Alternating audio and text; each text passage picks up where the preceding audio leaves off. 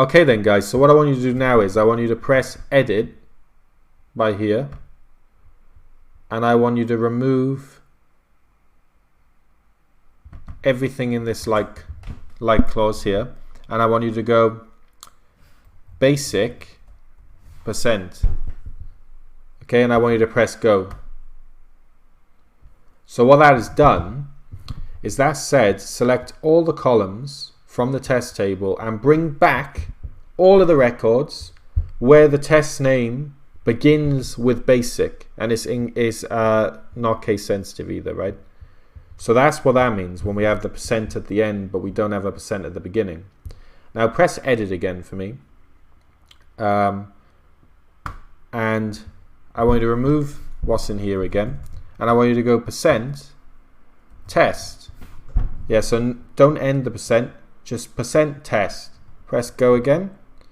You'll see it brings back this record again, but this time the clause is different. What it's saying is select all of the columns from the test table and bring back all the records where the test name ends with test. So by having the percentage at the beginning, that's what that says. Bring back all the records where it ends with test. So right, yeah, so that is the selection. That's how selection works. You can also do things like this. If you press edit again, select all the columns from the test table where the test ID is 1 space and, see what I mean?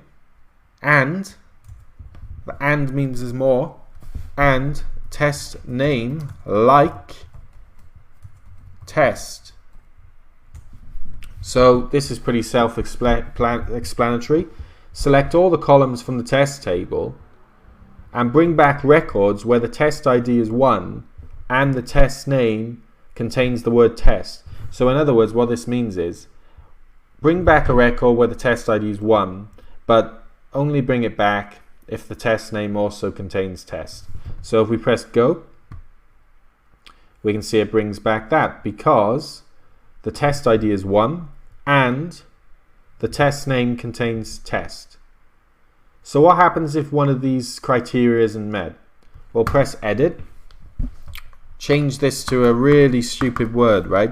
Something random that isn't in the database relating to this ID. Now press go.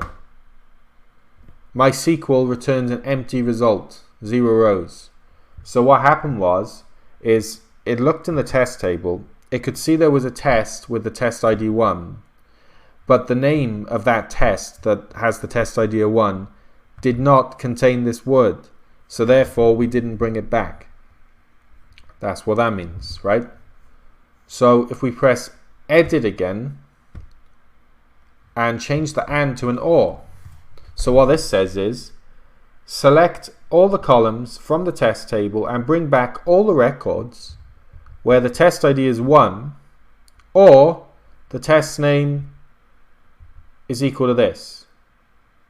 So if either one of those is true, it'll bring back what we need. So if you press go now, it brings us back test ID 1 because the test ID is 1 and it matches.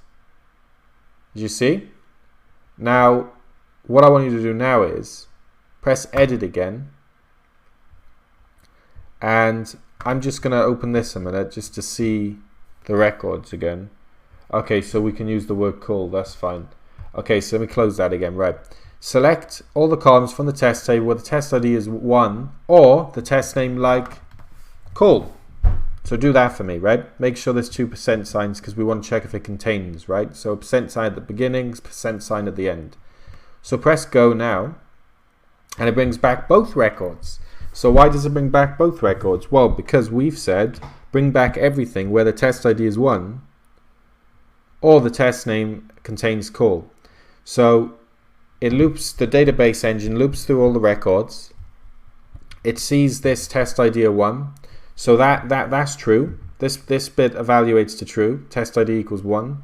So because that's true, that gets brought back. And then we go to the second record. Is the test ID 1? No, it isn't 1. Okay, well that's a shame, it's not 1. Okay, so then we go to the OR statement here, because this didn't evaluate to true, right? So now we run this bit here where we check the final clause, and it says, okay, then we know the test ID doesn't equal 1. Well, does the test name contain the word cool? Because if it does, we'll bring it back as well. And yes, it does. It contains the word cool, so this record's brought back as well. So that's pretty interesting, right?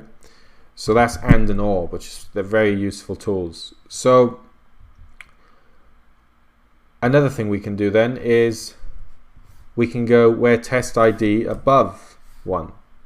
You see this little right arrow here, this means above. Above, that's what that means, right? Select all the columns from the test table where the test ID is above 1. So if you press go, it'll bring back 2, because it's bringing back everything where it's above. That's what the right arrow means. It means above, right? And similarly, if we press edit again and we go left arrow 2, then that means below 2. Below 2, right? Press go again, you see 1.